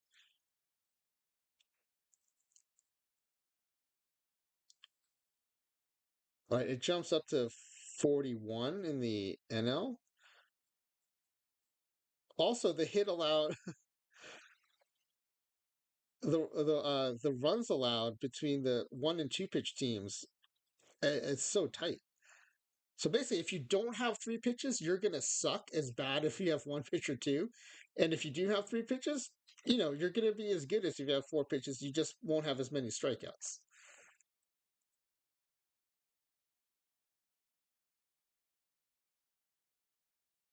Man, this is one of our more fun sims, I think, in terms of like the results being like painting a pretty interesting picture of how things are working. AW says it main offline leagues you just care if stuff is higher or lower, but uh, what's CAP leagues? AW cap leagues. You have to think about what you want.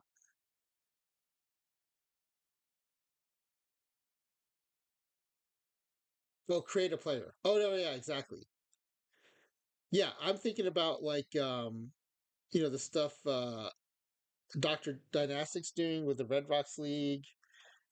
Um, any of these leagues where you get boosts. You didn't want to type it out, but I made you. Well, Adam, you got to remember, even though it seems like all of us here are hardcore OOTP players, there might be a newbie lurking in the chat too. So, also for the benefit of anyone watching the VOD. But creative player is an abbreviation I had never seen, so I appreciate you explaining that to me. But yeah, it is really interesting how the three and four teams are so close and the one and two teams are so close. Even like look at the shutout numbers: 13 and 11 versus 3 and 3, and 11 and 10 versus 3 and 2.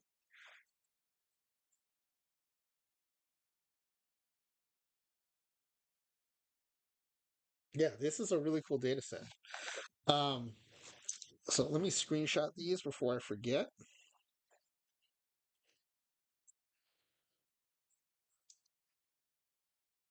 And I am definitely looking forward to graphing graphing the results by pitch number. And I do think it'll be a nice diminishing returns curve. Actually, now let's look at these. Do we look at these stats any differently now that we come back to them?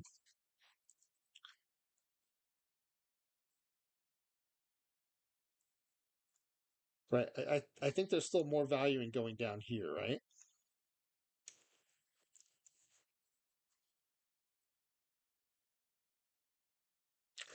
So is there any pattern in walks per nine? So Philly and Texas, those are 3 and 4 pitch teams. So yeah, they're just kind of it's a mix for sure.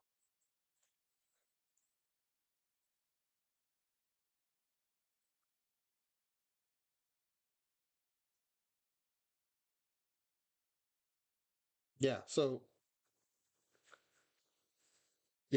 if whips are just a mishmash of 3 and 4, but the strikeouts per nine are clearly four, then it really does support that notion that the game calculates the outcome first and then backs into like whether it was a strikeout or not. Because the number of outs seems to be the same. It's just reallocating which of those outs are strikeouts. Yeah, AW, not only a fifth pitch team. I mean, we have uh, 16 team leagues that are 8 by 8, so we can go to 8 pitches. I think the only thing is like being mindful about like in what order we add them. Um, but frankly, based on this, I don't think it matters too much.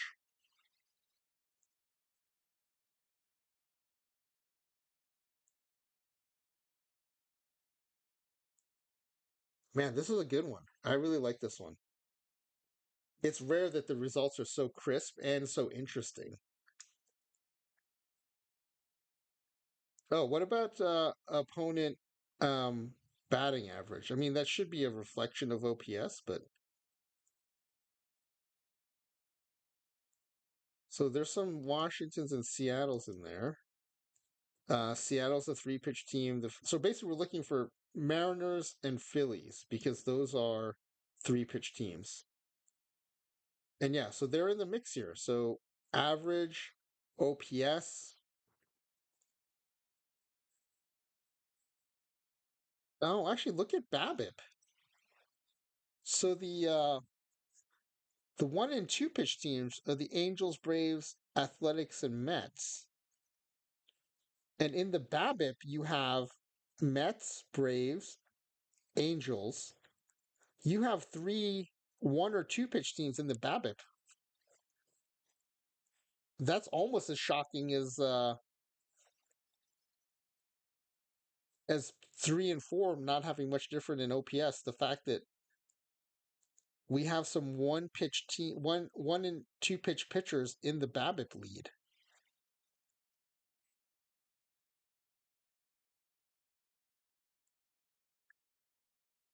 Yeah, talking about it does help that home runs don't count in BABIP. Well, let's go back to the team stats.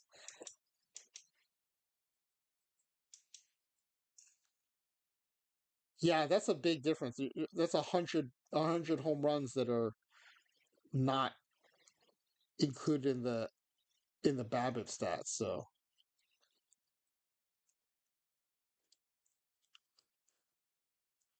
yeah, you're both right. They're giving up bombs, so their BABIP looks fine, but their results are going to be poor because they're giving up home runs on top of those, on top of a good BABIP. And that's the profile that's getting punished in Perfect Team 25, right? That wasn't so bad in Perfect Team 24. Is that good BABIP, poor HRA?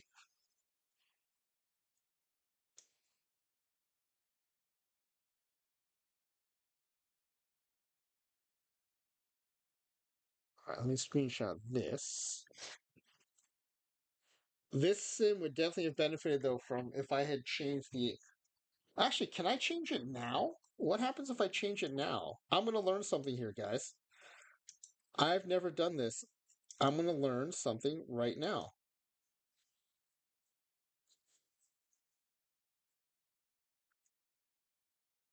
I'm going to try to change this here and see if it'll change it in the stats.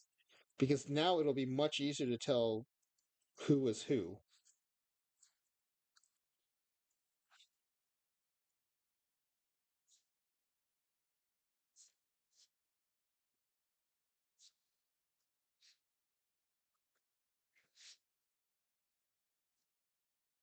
Okay.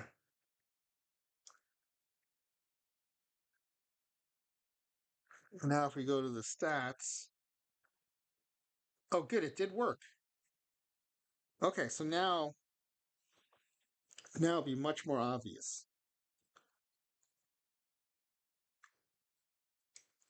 Yeah, we'll do it live. Yeah, AW, that's one of my favorite references slash sound bites. Okay, yeah, look at the loss leaders, right? As predicted, almost all one pitch teams. You've got this 116 game loser from a two pitch team, right? All the win leaders are three and four pitch teams, but it's almost an equal mix there, right? War, pretty even mix. Um, Also, as predicted, right? You have some one and two pitch starters in the bullpen that are doing all right here. It does look like, though, to me, what this says though is a third pitch might matter in the bullpen. Now, saves isn't the best stat, but um, it could be that what it is the three and four pitch relievers are getting more saves because the three and four pitch pitchers are getting more wins. So, but they're probably getting more save opportunities. But the fact that the one and two pitch pitchers are on the list at all, um, well, I guess they'd have to be on the list because there's only six starters in the whole league. So you'd have to have some ones and twos unless you had an average for. So I take that back. The save thing I think is a bit of smoke and mirrors there. But the war, the whip, all being pretty evenly mixed. But then, like AW pointed out, the K per nine, all four pitch teams.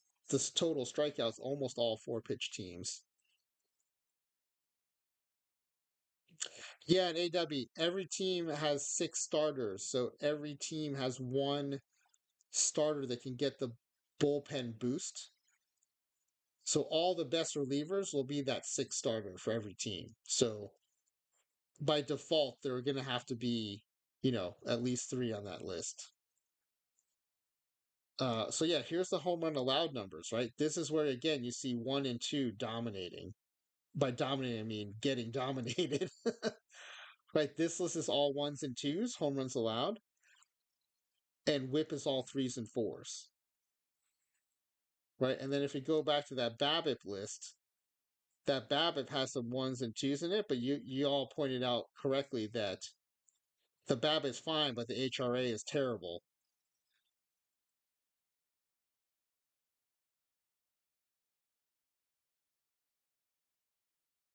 And that's where batting average matters because batting average does include those home runs as hits, right? Um, so you're no longer masking that, and so now the ones and twos are gone because batting average does count home runs as hits, whereas BABIP does not. Yeah, y'all, this is really cool. All the stats basically say three and four pitches doesn't matter unless you care about strikeouts. Can I open a two pitch guy? Yeah, yeah. Do you want to just open the whole two pitch team?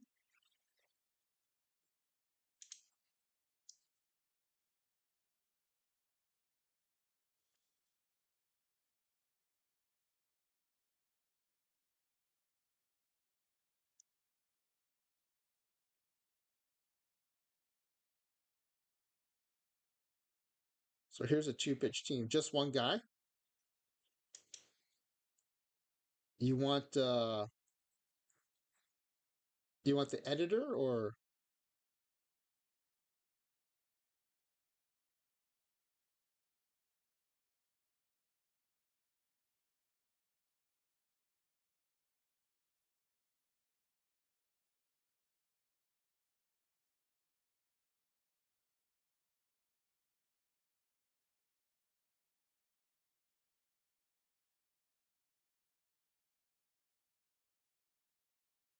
projected role?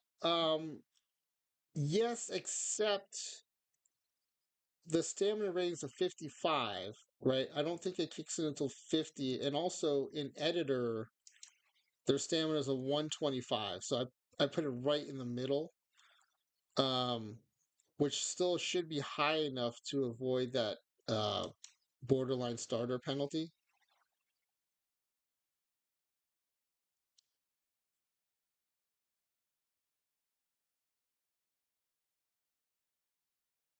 But I see what you're saying.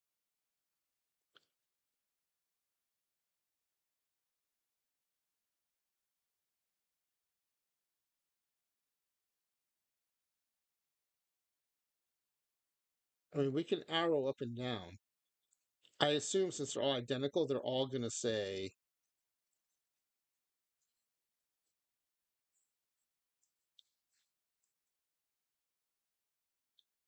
yeah, but AW, that's a good point. Maybe our default, um,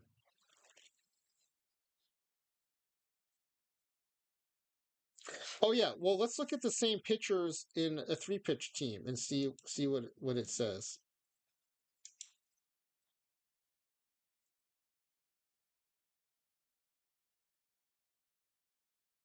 Yeah, it says starter. So I think it's keying off of the number of pitches, not necessarily the stamina, right? Because this is the same pitcher, same stamina, but it's on a three pitch team, and all of a sudden it says starter.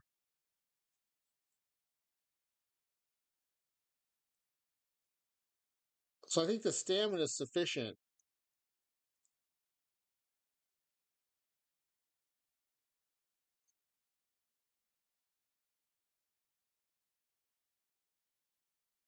I mean, I guess it depends how you look at it, right? Like the penalty is coming from only having two pitches. I don't necessarily think it's coming from a borderline starter penalty. So AW did some testing in PT for this. You needed like 3 to 4 pitches of 15 plus based on stamina. So you think there are two criteria for being not borderline starter? The stamina and the number of pitches? So if a bad third pitch on a third pitch guy, then you probably fall into borderline. Ah, that makes sense. That's good to know, though. It's good to know that the game might be taking into account. And actually, that's an experiment we could do. Like, what if whatever team you're on, your your nth pitch is like a 10 or like a 50 instead of 400, right? So you have it, but you don't really have it. Then do you need 5 pitches instead of four, or 4 pitches instead of three? Because that last pitch is just a nominal pitch. Hey, D Block, we just did a fun experiment where we got some really interesting outcomes. We are testing the impact of the number of pitches on pitcher outcomes and team records. So AW says some pitchers had like 25 to 37 perfect team, but they had 3 pitches of 15 and were starters, but others were borderline because they have like 15, 15, and 10. Wow, so it's that sensitive on rating. Huh. I mean, it makes sense. I mean, Spore has made it pretty clear that the stamina cutoff is pretty sharply set at, is it 49 or 50? Right. And because it's a computer game, like, I'm not surprised that at some of these things, it becomes binary at that cutoff point. There's some kind of formula based off pitch rating and stamina. Yeah, and if what we're hearing is true, that the engines are similar but not identical, then you would expect something similar in the base game too. I'm all for doing. I want to redo this now, AW. Now that you've mentioned that, I kind of want to redo this now, where we do 8 team leagues, but if you're on a 4 pitch team, your fourth pitch is like a nothing pitch. And so if you're a 3 pitch pitcher with a nothing third pitch, do you get rocked like a 2 pitch pitcher?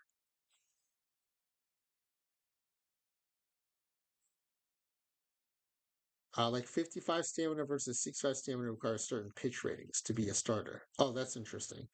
Yeah, we kind of saw that here, right? Everyone's got the same stamina, but the two pitch pitchers were projected bullpen, and the three pitch pitchers um were projected starter.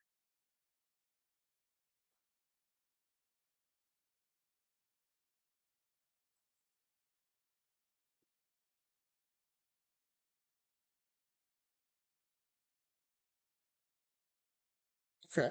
Well, this is very cool. Let's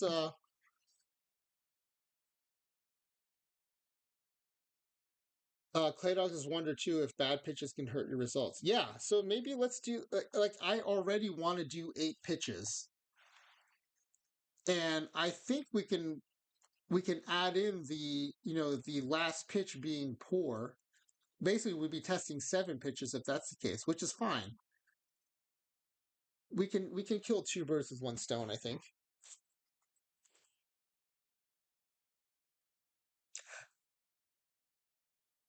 Yeah, this is cool. Not only did we learn some interesting stuff tonight, and the stats were so clear on a few of these points. I think it definitely like paves the way for a couple of other follow-up experiments. Talk Beto said that at the beginning.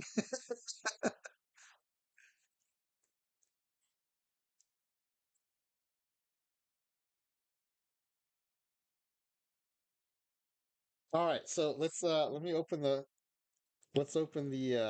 form back up to see who won the 7 and who won the 3.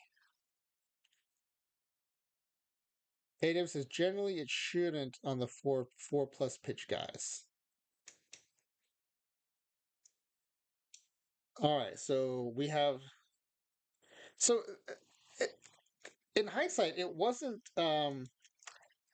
so obvious that we should have two ties all the way through because the first tiebreaker is actually kind of hard, which is how many pitchers, basically, of that teammate would there be in the top 7? I mean, the fact that you both get 3 is kind of amazing, and that actually might have, was that the actual number? Let's check it out.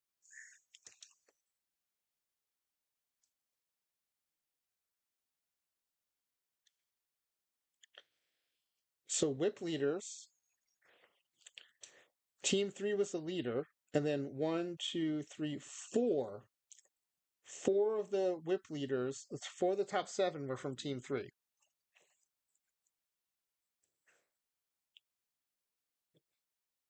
Which is amazing because before we did this, I would not have been surprised if all 7 had been from Team 4.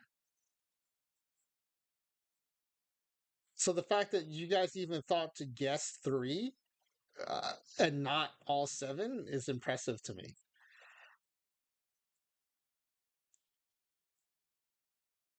All right, so we're going to have to go all the way to the whip guesses.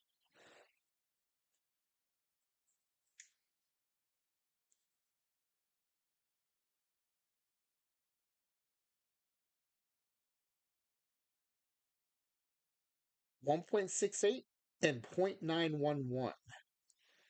And I'm pretty sure the .91 I'm pretty sure the .91 is going to be closer here. Yeah, the .91 is .2 away.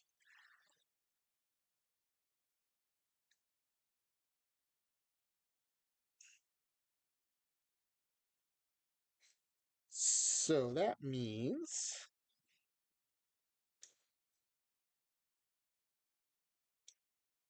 let me unhide the all right, so that means 7 packs to Clay Dog and 3 packs to C Duncan. So congratulations, guys. Let me make note of that. I will send those over to OOTP Developments. Thank you, OOTP Developments, for the packs we get to give away. and you should see them in 24 to 48 hours. See, Clay Dog tried the old switcheroo, and you should have voted for 10 packs for the winner. Well, I had already said it was 7-3 for tonight, so that wouldn't have helped you. Um, but yeah, I'm glad. I'm very happy to give away packs. I definitely appreciate y'all being here, being lively in the chat, especially for a fun outcome like tonight. It was awesome having so many folks engaged and chatting. Hey, we fine. I'll take 10 packs. um, yeah. So let's see if we can find someone to rate into. I am going to graph these results though. I do think it'll show a very nice like diminishing returns curve with a sharp increase from a sharp improvement from 1 to 2 and 2 to 3, and then like a less of an improvement as you go on. And I think we'll see that over 7 and 8 pitches too. But I mean, how interesting would be if we see like a bump somewhere between 4 and 8, right? Like there's some other mechanism in place, maybe. Who knows? But we will try to find out. Okay. Another weird thing about Saturday nights is Ophi is not streaming. But let's see if anyone's streaming out of the park. T Block, you're not going on anytime soon, right? Let's see. No one else is streaming OOTP. Let's see if Sensei Martian is already at his destination for the day. Oh, he's at the ocean. I'm sending you guys to Sensei Martian. He is at the ocean. It looks awesome. This is a guy. He's an American guy in his early 30s. He's been in Japan for 10 years, almost 10 years. And he is walking from the southern tip of Japan to the northern tip of Japan. He's on day 100 and something, day 138, and he's walked over 2,300 kilometers. So we're going to raid into him. It's always a great stream, but today is special. He's at the ocean and he's about to cross over to the northern island of Hokkaido. So it's like the home stretch for him. He's got about 2 months left, he thinks. So I hope you enjoy his stream. I find it super compelling, and he's a great guy. Um, yeah, Clay Dog, I'm glad you had fun too. I echo the statement. Have a good night, everybody. Thank you for spending your time here, and thank you for being so engaged in the chat. AW, of course, you're all welcome. I'm very happy to do this. I'd be doing it by myself probably anyway, so it's great to have some company. Um, Ray John over to Sensei Martian. I hope you enjoy it. It's one of my favorite streams that I found on uh, Twitch that's not baseball related. So, and congratulations to our winners. You'll see your packs soon, I hope. All right. Good night, everybody.